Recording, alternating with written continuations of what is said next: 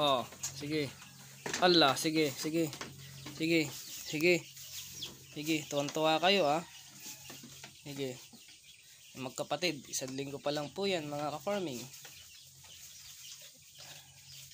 1 week pa lang po. Ay, 1 week in, oo. 8 days pala. 8 days na po nila mga ka-farming. 8 days. 8 days na po nila. Ala, pasali. Oh. Oh, sige. Maganda pagka nakikita nyo ganyan ng inyong kambing. Oh. Pa-practice na magpalakas ng buto.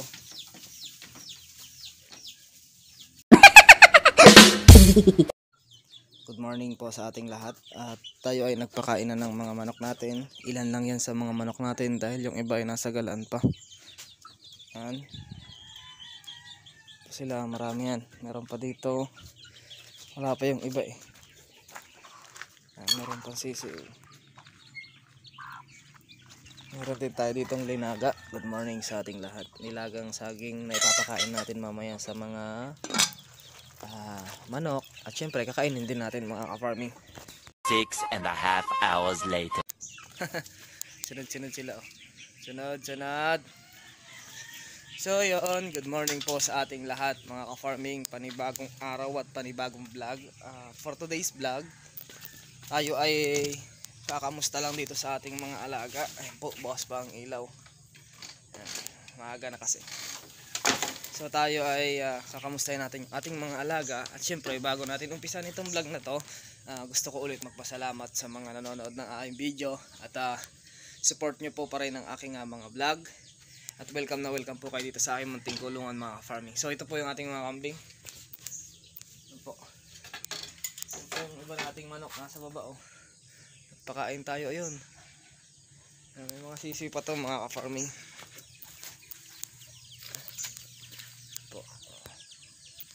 So marami po tayong manok. Marami na rin po tayong manok. At syempre nagpaparami din po tayong kambing mga ka-farming.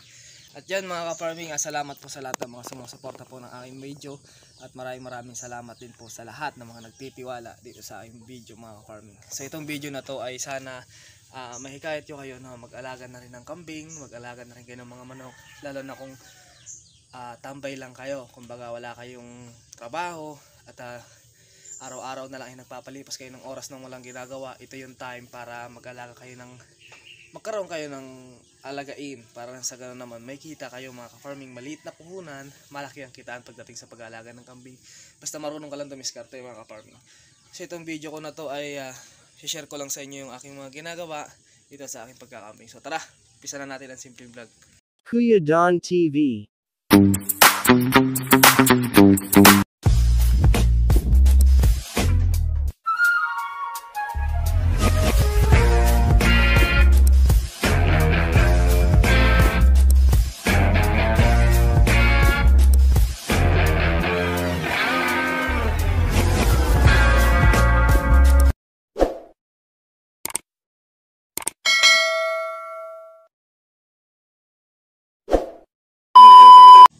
So ayan mga ka-farming, ngayong umaga ay tayo ay magpapastol na ng ating mga alagang kambing. At ang ipapastol natin itong 4. Ayan po. At itong dalawa na to mga ka-farming is malapit na pong mag-heat. Ang dalawa na to malapit na pong mag-heat. Kaya konting kimbot na lang ay mag-heat na rin po itong dalawa na to. So malaking tulong na rin ito sa aking munting kulungan itong dalawa. At yon ay same lang sila na malaki. Same size lang sila pero mas maganda yun kasi 8 months pa lang po yun. Magi 8 months pa lang. Yan po. At yung malapit na rin mga anak na buntis natin. Yan po siya. At yung mag-iina ay nandoon. Tulog pa. Me! Tulog pa sila. So mamaya natin sila bubulabugin. Papastol ko lang muna ito sa bukid mga ka-farming. Yan. Yan po mga ka-farming. Yan. Pastol na po natin sila. Bilisan nyo. Mainit na. Ito lang isa na to. Nagpapahila kasi ito sa akin. Hindi na lang yung sumunod. Papahila pa talaga yan. 4 yan.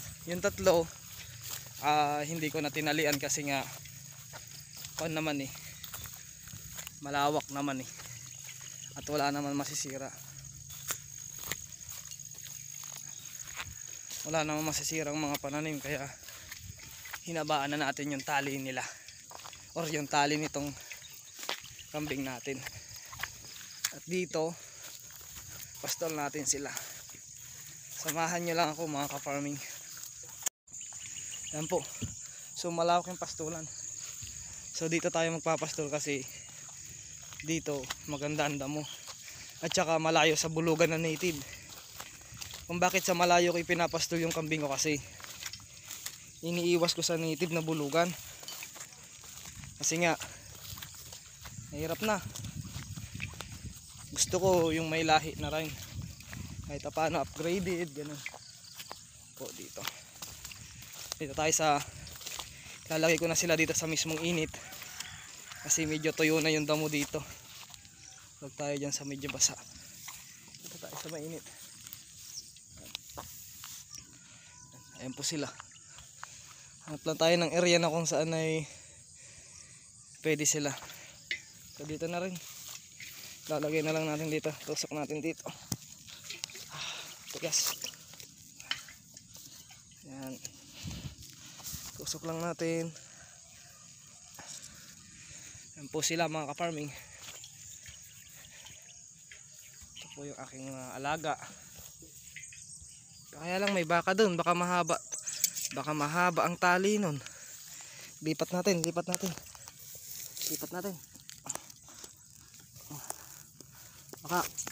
Baka mahaba ang tali nun. Dito na lang tayo dito. Dito na lang kayo sa init. Yan. Dito natin sila ilalagay. Yan. Yan po sila mga ka-farming. Po yung ating buntis. At sa wakas ay positive na. Abot naman siya sa lilim eh. Mahaba ho yung tali na yan. Ayan o. Sobrang haba. Sadyang hinabaan ko ho talaga ang tali niyan kasi nga para lang sa ganun hindi masayang yung oras. Kain nga ng kain dyan. Siya mga ka-farming. Yung ating alagang kambing na buntis. Yan po. Lapit-lapit na rin hong mga anak yan. Inaasahan ko ngayong December yan ay mga anak po mga ka-farming. Kaya konting tiis-tiis pa. At yung tatlo ay naka-pre-range lang po yan. Yan, sadyang pinakawalan natin para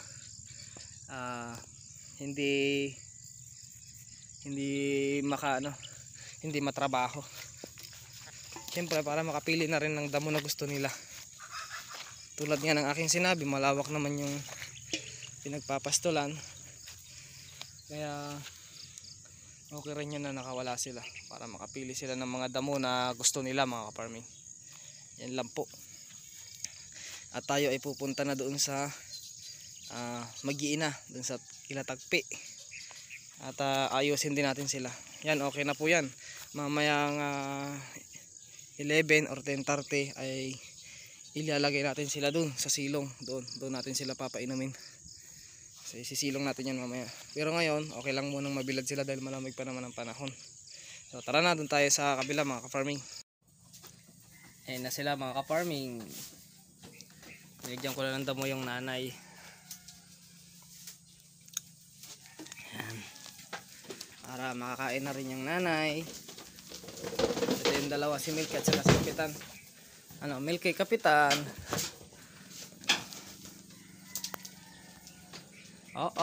Papasikat ka sa akin ah. Papasikat ang Milky ah. Para makapaglaro-laro. Kasi doon, masikip. Pero hindi natin papastol yung inahin. Papasikat yung mga sige. Ganyan lang po mga ka-farming. Labas-labas din natin kahit paminsan-minsan para ma-exercise nila yung mga buto nila.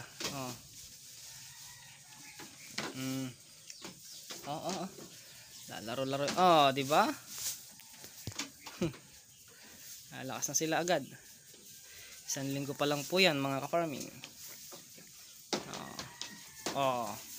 Pasikat talaga tong dalawa na to eh. Oh. Okay, pasikat. Si Kapitan nagpapasikat tsaka si Milky. Oh. Tira usog. Pag lang kayo magkasakit eh masaya na ako. Sige. Sige. Natin muna sila. Hindi na ako makapag-video ng kwan sa inyo. Naiinganyo akong panoorin kayong naglalaro. Ayan, sige. Okay. Ang ganda lang tignan pagka ganyan na nakikita mong healthy. Kakatapos lang din pala nilang nakatapos ko lang din silang bigyan ng tiki-tiki 1 ml. Dapat 0.5 lang mga ka-farming. Kaya lang safe naman ang tiki-tiki at marami naman tayong tiki-tiki. Kaya 1 ml ang binibigay ko. Pero pwede rin naman 0.5 para sa 1 week na kambing. Para sa akin niya 1 ml. Kasi 1 linggo pa lang ay nagsasanay na silang kumain ng damo. Sige. At yung nanay nila ay ang daming damo kong kinuha. Si Tagpi ay parang buntis pa rin mga ka-farming dahil malaki pa rin ang kanyang tummy. Yan. Hala.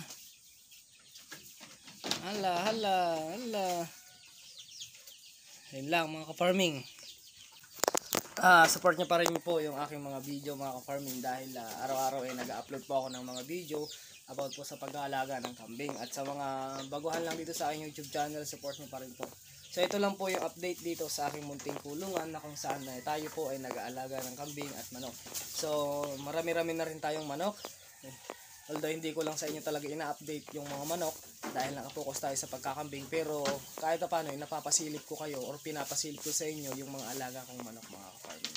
So nakita nyo naman, marami-rami na rin tayong manok at marami-rami na rin ang ating kambing.